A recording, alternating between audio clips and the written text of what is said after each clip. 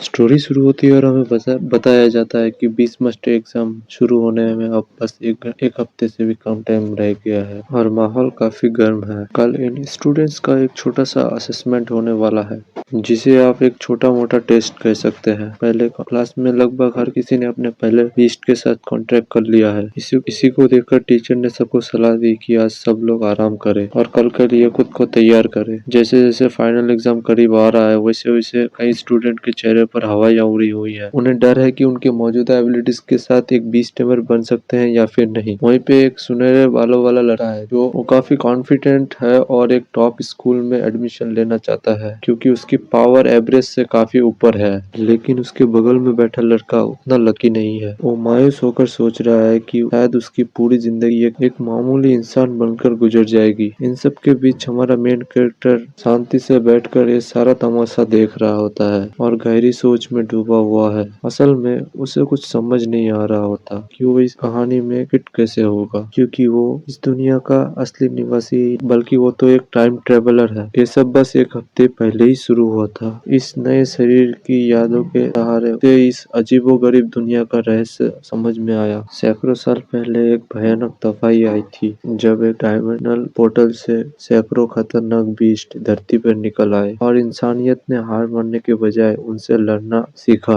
और धीरे धीरे उन्हें टेम करने की कला सीखी। और यहीं से शुरू हुआ बीस मास्टर प्रोफेशनल का, जिसने पूरी दुनिया का ही नजरिया ही चेंज करके रख दिया। आज के दौर में यहाँ पर हर एक नौजवान का सपना एक बीस टेमर बनना है। जब कोई 18 साल का होता है तब वो पहली बार एक बीस्ट के साथ कांटेक्ट बनाता है। इसमें नियम एकदम सीधा है, आपका स्पिरिचुअल पावर जितना होगा आपकी स्पिरिचुअल बीस्ट उतना ही ज्यादा ताकतवर होगा। लेकिन हमारे हीरो की किस्मत यहाँ भी उसका मजाक उड़ा रही थी। इस शरीर ने पहले ही एक प्यारे से स्नोबॉल के साथ कॉन्ट्रैक्ट करके रखा था। ये देखने में इतना प्यारा है कि इससे दूसरों को चोट पहुंचाना तो दूर, इसको देख के ही उसे देखकर बस प्यार ही आता है। सबसे बड़ी मुसीबत तो ये है कि ये बिल्कुल भी घातक नहीं है और कभी इवॉल्व भी नहीं हो सकता। इसका मतलब ये था कि इस लड़के की तकदीर में बस एक आम इंसान ही बन के रहना था। अक्सर कहानियों में टाइम ट्रेवल्स को बहुत तगड़ी पावर्स मिलती है, पर यहाँ तो बेचारा शुरुआत में ही बिछड़ गया। तभी एक दूसरा स्टूडेंट उसके पास आकर मजे लेते हुए कहता है, भाई एक नॉर्मल ह्यूमन बन के जीना ही सबसे अच्छा है, फालतू के रिस्क लेने की जरूरत ही नहीं पड़ती है। और उसके दोस्त मजाक उड़ाते हुए कहते हैं कि उसका ये छोटा सा स्नोबॉल कम से कम आइसक्रीम बेचने के काम तो आ ही जाएगा। ये बातें हमारे प्रोटोगनिस्ट को अंदर तक चुभ जाते हैं और तभी उसके गुस्से या उसकी बेबसी को देखकर शायद सिस्टम अवेकन हो जाता है, जो उसके साथ इस दुनिया में आया था।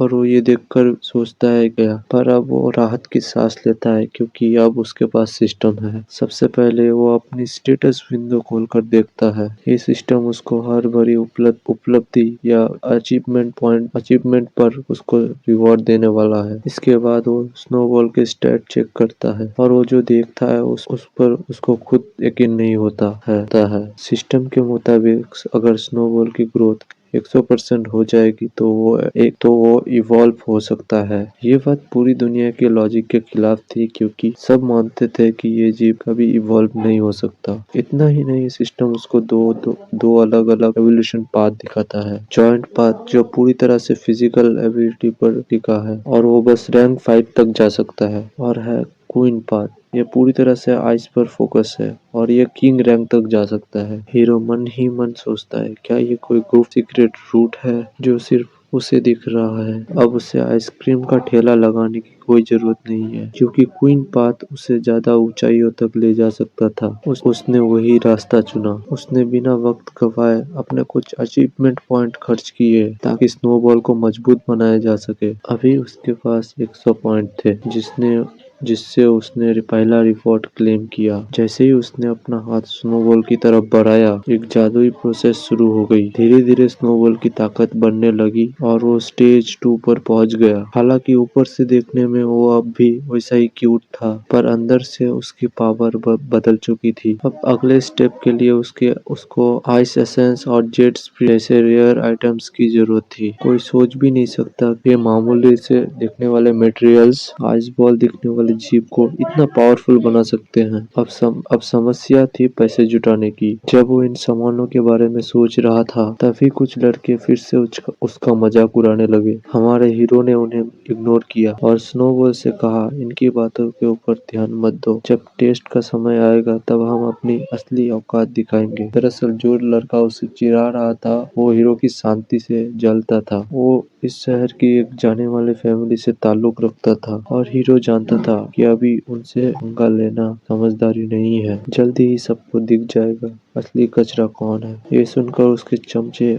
और भी ज्यादा हंसने लगे। उन्हें पूरा भरोसा था कि हमारे हीरो से कुछ नहीं हो पाएगा। तभी वहाँ एक सुनहरे बालों वाली लड़की गुआन आती है और उन लड़कों को उनकी बदतमीजी के लिए खूब सुनाती है। उन लोगों ने जाते जाते फिर से तंज कसा कि वो हमारे हीरो जैसे कचरे से नहीं डरते। हमारा हीरो वहाँ से निकलना ही बेहतर समझता है क्योंकि बेवकूफों से बहस करना वक्त की बर्बादी है। वो गुआन से कहता है कि उसे कुछ जरूरी सामान खरीदने के लिए पेट स्टोर जाना है और अगर वो चाहे तो साथ चल सकती है। स्टोर पहुंचकर उसे एहसास होता है कि ये जादुई आइटम कितने महंगे हैं। उसकी महीनों की मेहनत की कमाई चंद मिनट में पूरी हो गई। गुआन उसे अपने घर डिनर पर बुलाती है क्योंकि उसकी मॉम ने उसे याद किया था। बातों बातों में ये भी साफ हो जाता है कि गुआन के मन में हमारे हीरो के लिए कुछ खास जगह है। वो पूछती है कि क्या वो कल के एग्जाम में उसके साथ चलेगा। हीरो हाँ कह देता है क्योंकि उसे भी वही टेस्ट देना है जिसे गुआन को देना है और उससे गुआन के चेहरे पर एक बड़ी सी मुस्कान आ जाती है। रात को घर पहुंचकर हीरो को समझ आता है कि स्नोबॉल का ये सफर काफी महंगा होने वाला है। वो तुरंत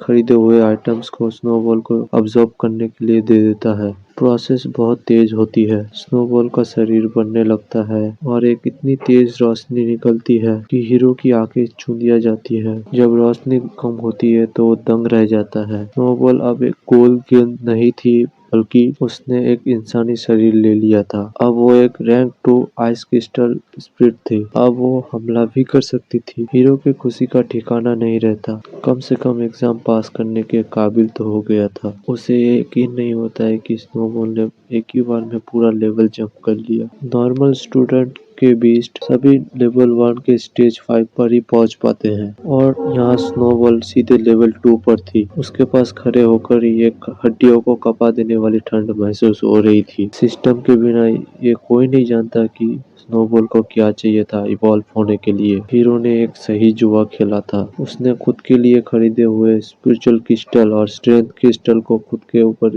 यूज कर लिया। जैसे ही उसने वो मटेरियल्स अब्सॉर्ब किए उसी पर उसके शरीर में एक जबरदस्त बदलाव शुरू हुआ। उसे ऐसी ताकत महसूस हुई जो उसने कभी अनुभव नहीं की थी। उसकी फिजिकल और स्पिरिचुअल पावर बहुत तेजी से बढ़ रही थी। अब उसे सर्दी का एहसास भी कम हो रहा था और शरीर के अंदर एक नई ऊर्जा का सैलाब उमड़ रहा था। उसे लगा कि भले ही उसे खुद न लड़ना पड़े पर ताकत का होना कभी बुरा नहीं होता। अगर कभी खतरा आया तो वो खुद को संभाल सकेगा। तभी स्नोबॉल ने प्यार से उसका पैर पकड़ लिया। हीरो ने अपने सारे पॉइंट यूज कर लिए ताकि स्नोबॉल अपने लेवल 2 स्टेज 4 तक पहुंच सके। कल का टेस्ट सिर्फ एक असेसमेंट नहीं बल्कि एक बहुत बड़ा सरप्राइज होने वाला था। अगले दिन ओ और गुआन सड़कों पर टहलते हुए सेंटर की तरफ जा रहे थे। गुआन उसकी बढ़े हुए जोश को देखकर हैरान थी। उसने कभी नहीं सोचा था कि उस लड़के में इतना आत्मविश्वास आ सकता है। हीरो बस इतना कहता है कि वक्त के साथ बस लोग बदलते रहते हैं पर वो ये नहीं बताता कि वो एक ट्रांसमिटर है। रास्ते में कुछ लड़कियां उन्हें देखकर गॉसिप शुरू कर देती हैं। वो गुआन जैसी टैलेंटेड लड़की को उस लूजर के साथ देखकर जल रही थी। उन्हें ये हजम नहीं हो रहा था कि गुआन ने एक पॉपुलर लड़के का प्रपोजल ठुकरा कर इस लूजर को क्यों चुना। हीरो चुपचाप ये सब सुनता रहा। असल में ये दोनों कजन्स हैं और गुआन की टैलेंट की वजह से उसके जितने चाहने वाले हैं उससे कहीं ज्यादा उससे जलने वाले एनिमी है। गुआन को थोड़ी चिंता थी क्या वो सच में स्नोबॉल को एग्जाम में इस्तेमाल करेगा, जिसपे वो कंफर्म करता है और कहता है कि स्नोबॉल को अंडर एस्टिमेट नहीं करना चाहिए। इसके बाद वो उसे हक कर लेती है, कुछ ऐसा जो डेंजरसली अफेक्शनेट लगता है और आला फिर वो बोलती है कि अगर दोनों पास हुए तो सेलिब्रेट करेंगे। फिर वो बोलती है अगर दोनों पास हुए तो वो लोग सेलिब्रेट करेंगे। तभी वहाँ पे दो बैकग्राउंड कैरेक्टर आते हुए आकर बोलते हैं। वो लड़की गुआन को बोलती है कि उसने उसका बॉयफ्रेंड चुरा लिया है। इस पर गुआन चिढ़कर पूछती है कि आखिर तुम दोनों हो कौन और किस बॉयफ्रेंड की बात कर रही हो, जिस पर अगली गर्ल बोलती है कि उसका बॉयफ्रेंड साहोंग है। लेकिन गुआन को मुश्किल से याद आता है कि वो लड़का कौन है और वो साफ बोल देती है कि उसमें उसे कोई इंटरेस्ट नहीं है और कभी था भी नहीं। इस पर वो लड़की मानने से मना कर देती है। वक्त बर्बाद न करते हुए गुआन हीरो का हाथ पकड़कर आगे बढ़ जाती है। तभी दूसरा लड़का उसका शोल्डर को पकड़ लेता और कहता है उसने उन्हें जाने की परमिशन नहीं दी है और अगर वो अपने कजन का अपमान होता हुआ देखता रहा तो उसे भी किसी का अपना अपमान करना पड़ेगा। ये सब सुनकर गुहान एक बहुत मर्डरस ऑरा रिलीज करती है और उसे गुस्से में बोलती है कि वो अपने हाथ मेरे कंधे से हटा ले। इसी पल उसे एक खतरनाक प्रेशर महसूस होता है, लेकिन पीछे हटने के बजाय वो सबसे वायलेंट एक्शन चुनता है और गुहान पर पंच करने की कोशिश करता है। लेकिन तभी मेन कैरेक्टर ने उसका हाथ बीच में ही रोक लिया। ये देखकर उसके कजन ने भी ये ऐसी उम्मीद नहीं की थी। वो बस की तभी वो लड़की अपने कजन से कहती है कि अब ये सब बंद करो, क्योंकि सबको पता है कि ये लड़का एक लूजर है। वो कमीना लड़का कुछ गाली बकने की कोशिश करता है, लेकिन उसके पसीने छूटने लगते हैं क्योंकि उसे प्रोटैगनिस्ट की असली ताकत का एहसास हो गया था, जो यकीनन कुछ इंटरेस्टिंग करने वाला था। उसने पूरी ताकत से अपना मुक्का उस लड़के के पेट में जड़ दिया। वो लड़का एक कचरे की थैली की तरह उड़ता हुआ दूर जाके गिरा, जिसे देखकर वो बदसूरत लड़की सुन रह गई। जब वो लड़का उठने के लिए संघर्ष कर रहा था, हमारा मेन कैरेक्टर उसकी तरफ बढ़ता है। वो कहता है कि वो इस ब्लॉन्ड गर्ल का कजन है और अगर वो उसे नुकसान पहुंचाने की सोचेगा भी तो पहले उसे इससे निपटना पर होगा। इसी पल वो बैकग्राउंड कैरेक्टर अपनी पैंट गीली करने लगता है और लड़के की कजन उसकी ताकत का ये प्रदर्शन देखकर हैरान हो जाती है। ये इतना इंटेंस था कि उसका शरीर उसकी पावर को महसूस कर रहा था। यहाँ तक कि खुद हमारे हीरो ने भी नहीं सोचा था कि उन आइटम्स को इस्तेमाल करने के बाद कि वो इतना ज्यादा ताकतवर हो जाएगा। और क्योंकि अभी बेइज्जती का सेशन पूरा नहीं हुआ था, उस कमीने लड़के ने फिर से हमला करने का फैसला लिया। इस बार वो अपने स्पिरिचुअल एनर्जी का इस्तेमाल करने वाला है। उन सब के सामने एक नीली आग जैसी ग्लो पैदा करता है, लेकिन गौर से देखने पर ना तो मेन कैरेक्टर को और ना ही उसके कजन को इससे कोई फर्क पड़ा। गाइस, न्यू पार्ट चाहिए तो लाइक और सब्सक्राइब कर दो जल्दी से। और इस पार्ट में जो बैकग्राउंड नॉइस है अगले पार्ट में वो नहीं आएगा।